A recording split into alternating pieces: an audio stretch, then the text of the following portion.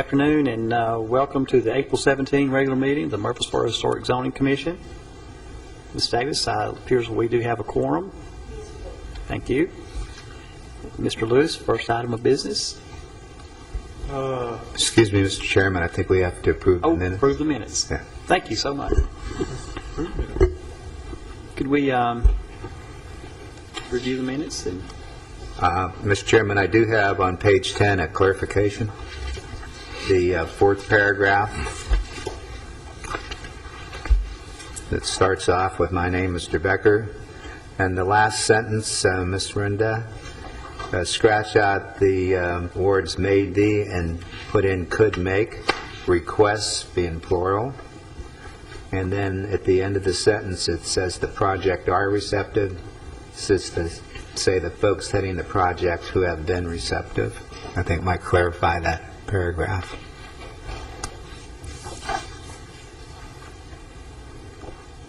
So you would scratch out "are" and add "who have been."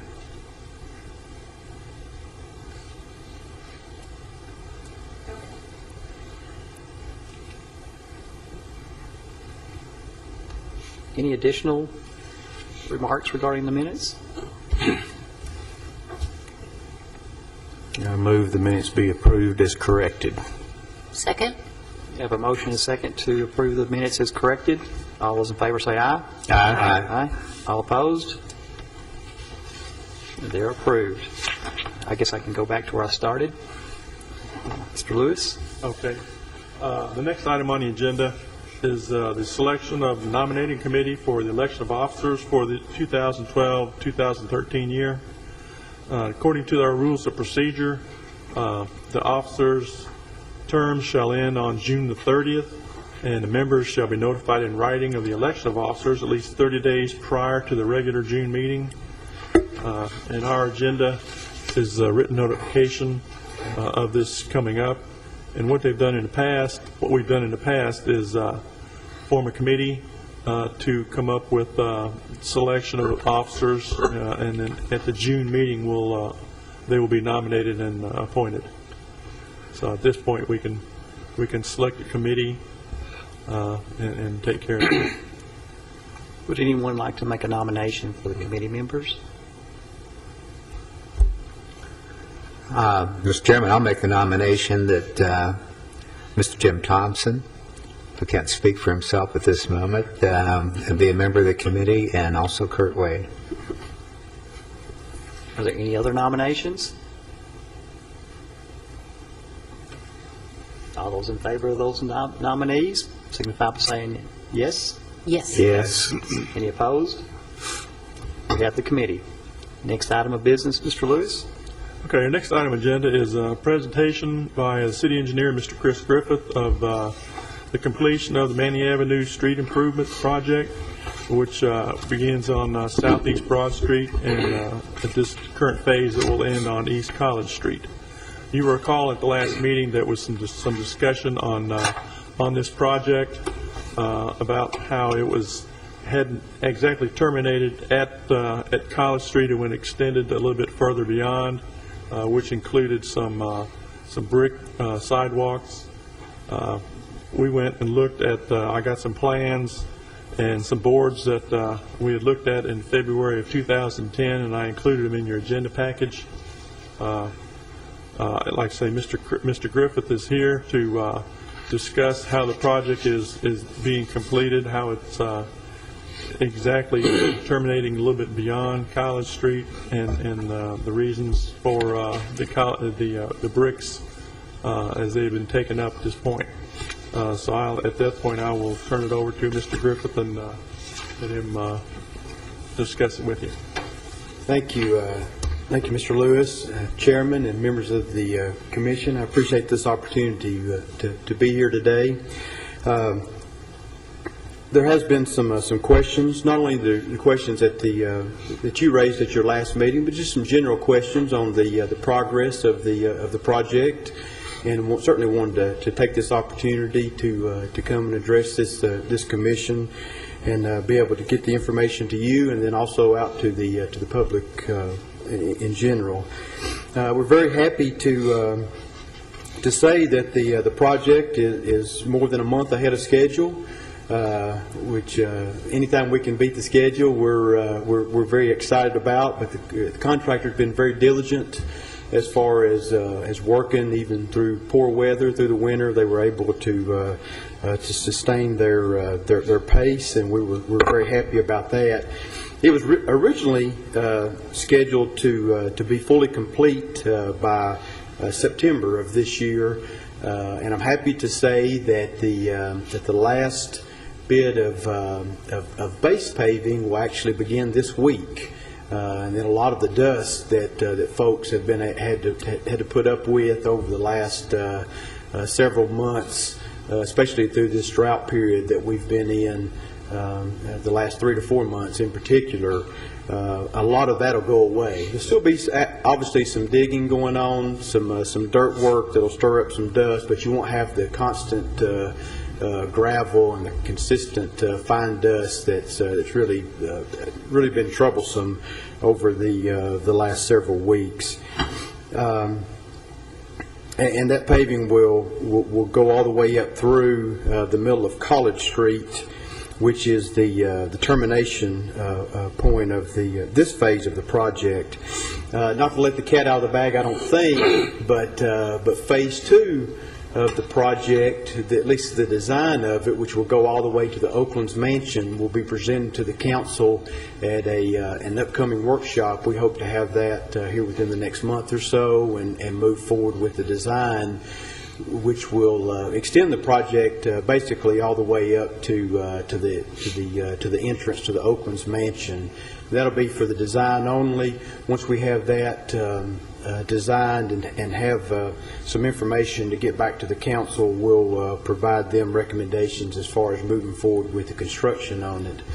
But hope everyone can see it's still a work in progress. Still haven't got the top coat on as far as the asphalt and some of the stamp work that's going to be done. But I think it's really starting to take shape, and is really we think that's going to add to the aesthetics value of that area. I do appreciate everybody's patience through the construction. I think there's been several times we've made the headlines in the newspaper, and then there's also been some other discussions as far as and we try to be upfront with folks that certainly construction is a nuisance. It's something that's difficult to put up with, especially whenever it's 20 feet from your front door, which it often has been in a lot of folks' house, and that's your resident, and certainly you take a lot of pride in that, and we appreciate that. There was some discussion last month about a couple of items. One was some of the trees that's been taken down with the project. We've tried to minimize that, but anytime you go from above ground utilities to underground utilities and do the amount of underground work that we've done, it's really a shock to the trees, and a lot of times we find that the trees just won't survive it. They'll wind up dying in the near future. In one case in particular, there in the college in Manny Avenue, we did give the homeowner the choice of taking them down now or seeing if they might live for a time period, and the homeowner asked us to go ahead and take them down. It's better to do it then, just so you can go ahead and get replacements in, go ahead and get it blended in with the landscaping that's being done. We are working with homeowners individually to replace landscaping that's damaged, and trying to do it with a light kind. Some of the area may not lend itself to putting, say, an oak tree back, but certainly we'll work with the homeowner to place something back there that would be acceptable both to the city and to the homeowner.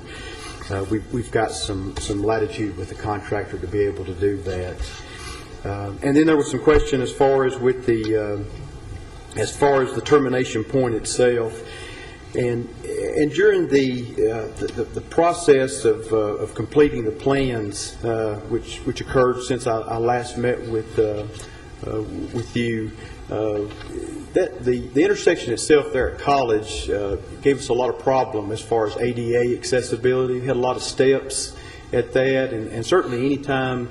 Matter of fact, while I was out there today, a gentleman was riding up through the middle of the project in his wheelchair, and really wouldn't be able. That area wouldn't be accessible to him if we didn't make some changes in there and to take those steps out. So in order to, with the grade problems that we have and with the accessibility, we did have to extend the project just really to mid-block of College Street. We may go ahead and take some of the improvements through College Street just for aesthetically for it to make sense. But that was something just really just a last minute catch that we worked out with the designer in order to be able to take those steps out and go ahead and make that entire area ADA accessible. So we were excited about that. Anytime we can take steps out of the public right of way, we consider that an improvement.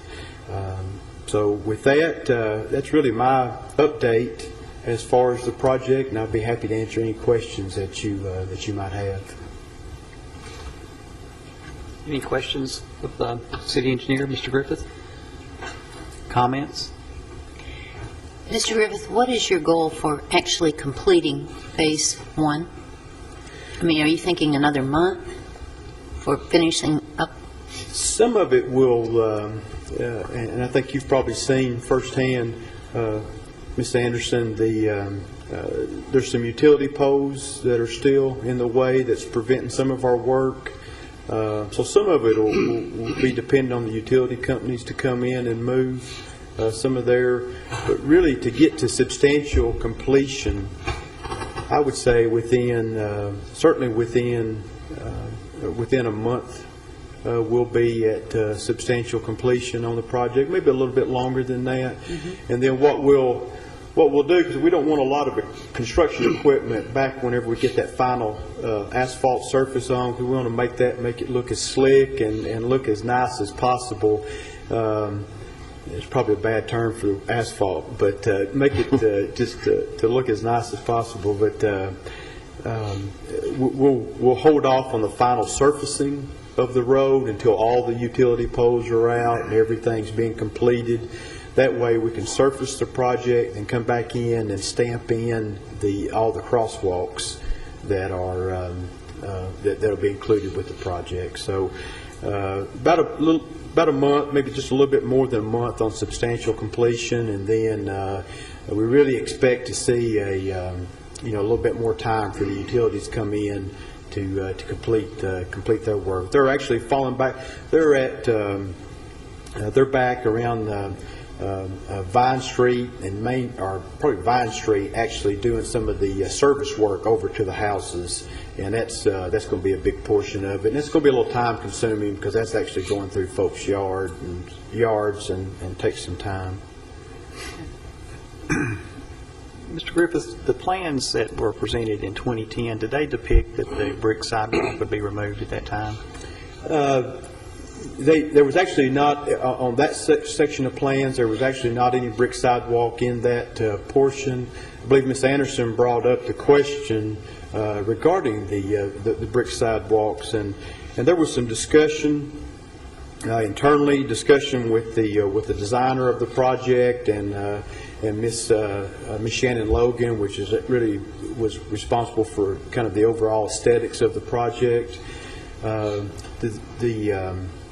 group decision was made that they felt like that it would be more in keeping with the consistency to remove the bricks and instead go with the brick plazas, with the brick crosswalks, with it's the porous pavers, but they essentially look like a brick paver in the parking areas. To go with those items and not not continue with the brick sidewalks. We felt like that really that they weren't blending very well together, and certainly everyone has an opinion on that, whether or not that they would how they would look together. The thing that I failed to do was to come back and address Ms. Anderson's question after that decision was made. I think it was relayed to the public because the questions came up at a subsequent public meeting, and we did relay that to the public, that what was going on, the folks that was there. But I apologize. I should have brought that back to this commission and let you know that what the discussions had been and the reasoning behind it. And I'll certainly try to do better next time. Is there some criteria within the ADA criteria that prohibits the continuing use of brick in a sidewalk, or was it mostly just the aesthetic concern when you mentioned Ms. Logan? They have to be constructed a certain way. I think anyone could see that, just on a normal sand bed or gravel bed, they still become very uneven. They begin to separate, and as you're well aware of, there's very stringent guidelines as far as wheelchair accessibility. There is a way that they can be constructed. You can, and basically what you do is you construct the sidewalks twice. Mm-hmm. You construct a concrete sidewalk where you do your normal base stone, and then you do a concrete sidewalk that's kind of a trough, and then you go in and lay the bricks inside that trough or in that concrete. So there was some discussion about doing that. Obviously, it is quite a bit more expensive because you are doing it twice. But really, the feeling was just trying to be consistent and trying to give an overall appearance to that area that we felt like that we could be proud of. I appreciate those comments. As you know, the commission had made a statement earlier to residents within the district that we would pay attention to those types of issues within the public right-of-way. So I appreciate that candor of how that decision got reached. I think the other thing, as far as being worried about consistency, there's nothing in our neighborhood that's consistent, and we're proud of that. And I know that I can speak for a lot of my neighbors in saying we don't want to look like the Avenue. We don't want to have every tree up and down the block be the same kind of tree, and we're not worried about that. And I think that in Phase 2, that needs to be pointed out to the designer that there's nothing consistent about Manny Avenue. And thinking that the sidewalks have to all be the same is a little riling.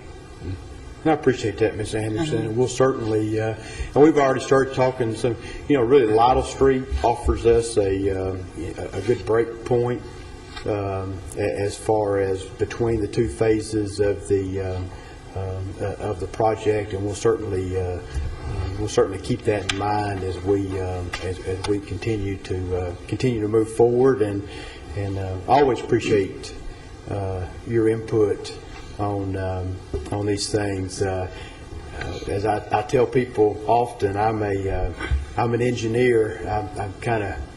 I'm paid to make things work correctly, not necessarily make them pretty and correctly at the same time. So I look to folks like yourself as far as help with that, and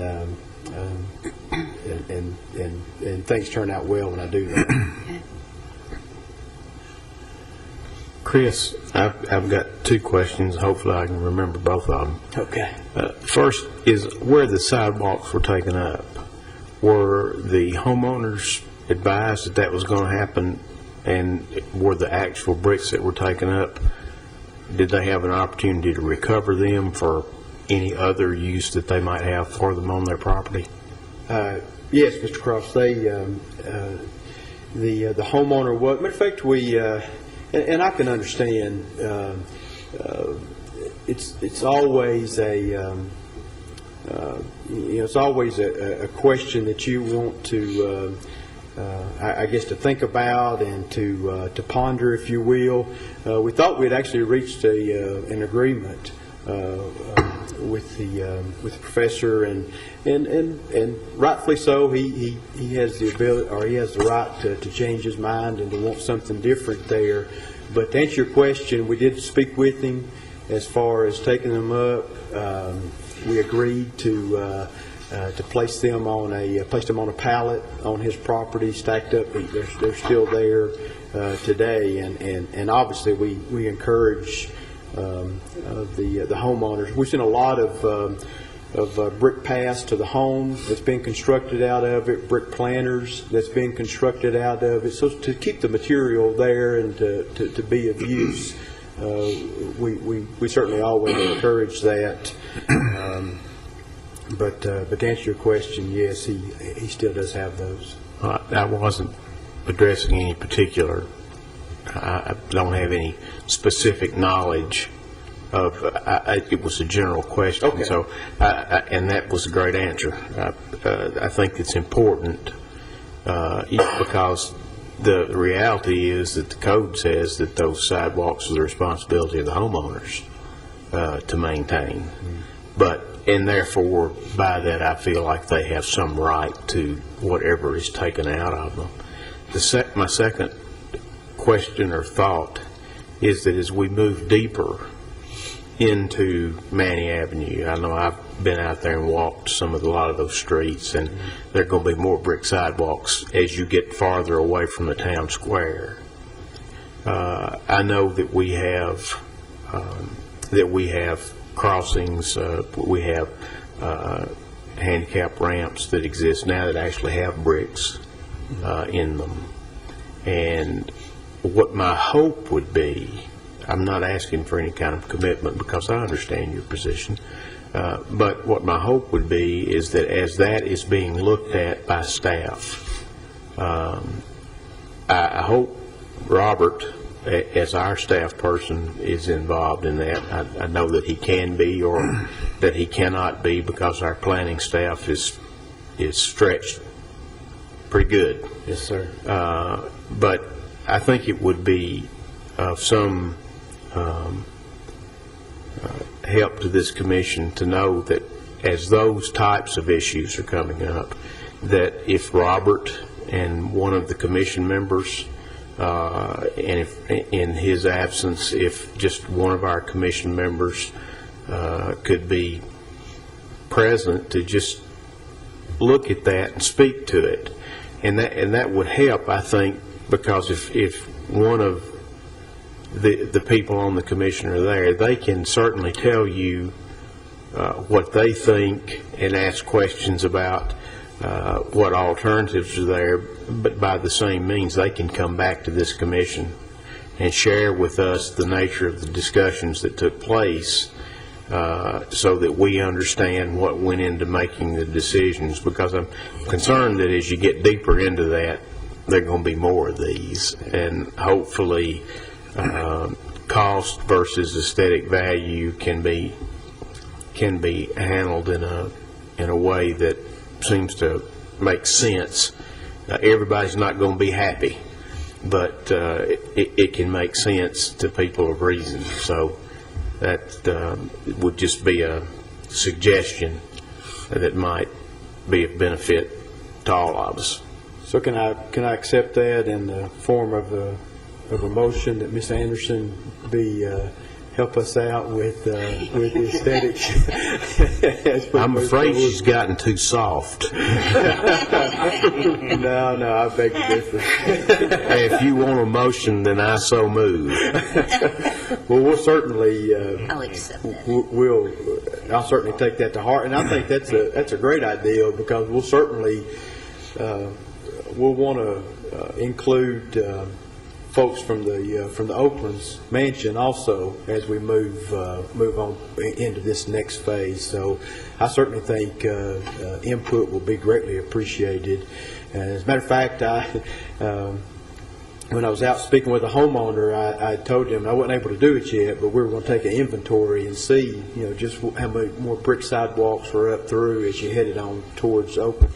And really, the next phase is going to be is such a, it gets so heavily into a residential area and such a different area as we move on past Lido. I think it wouldn't be unheard of to completely change our way of thinking and really use Lido as a breaking point between the two phases.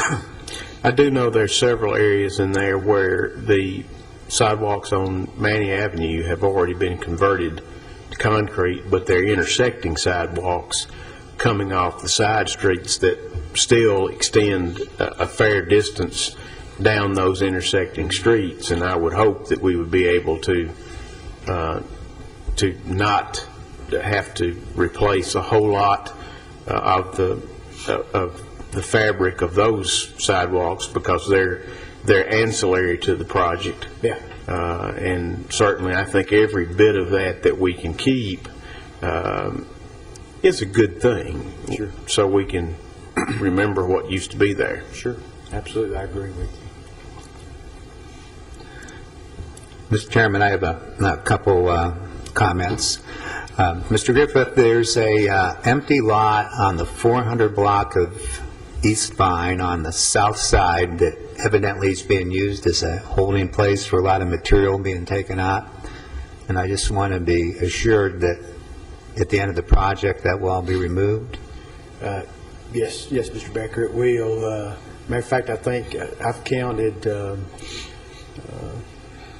maybe 3 to 4 lots that they've used overall, just as far as handling material, and certainly those will be restored to the owner's satisfaction. I think the one you're talking about in particular, though, is a favorite spot of contractors.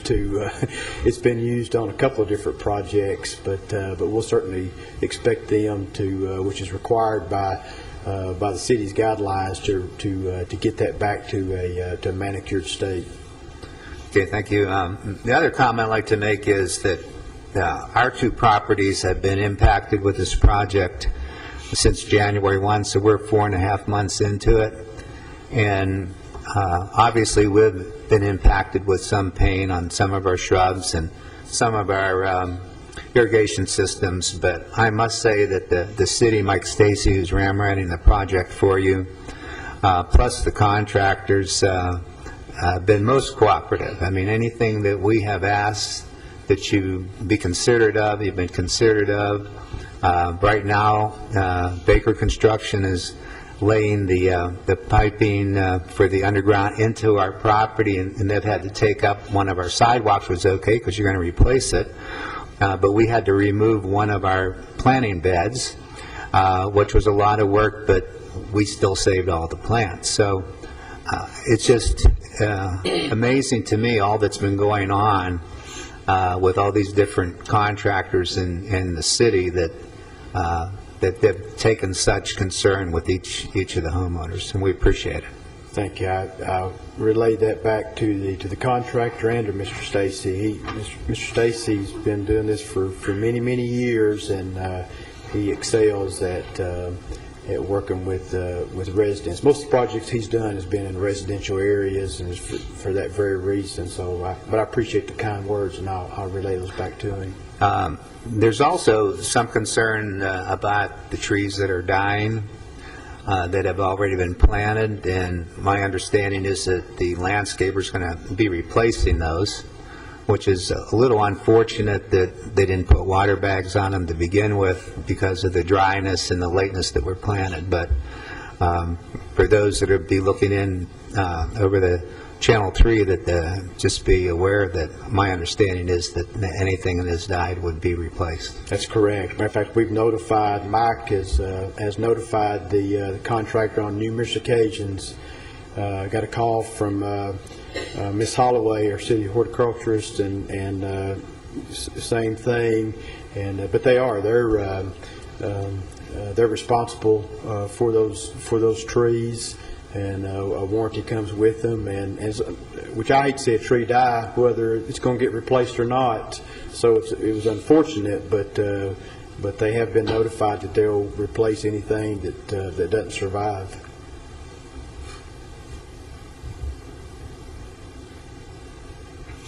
Any other comments? Chris, I think you guys have done an excellent job considering what you had to go through. I think this area is going to be very vibrant once you get done, and I think it's going to be a great addition to our downtown Murfreesboro area. So I really think you guys are doing an excellent job and continue to keep up the good work. Thank you, Mr. Wade. I appreciate that. I know Planning Commission is doing a lot of work also with some of the rezoning in there, and I think that'll go hand in hand with revitalizing that area. I appreciate your work on that also.